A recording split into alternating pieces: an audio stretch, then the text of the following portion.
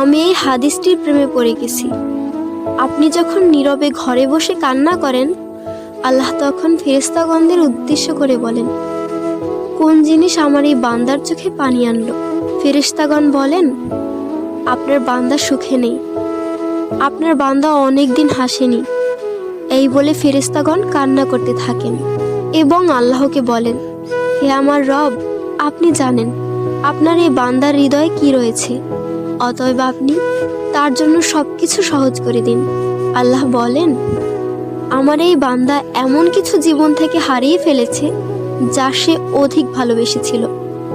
অতএব আল্লাহ বলেন, আমি শপথ করছি, আমার বান্দা তার জীবন থেকে যা হারিয়েছে এর চেয়ে উত্তম জিনিস তাকে এনে দেব, যা দেখে দুনিয়া ও আখিরাতের সবাই বিস্মিত হবে।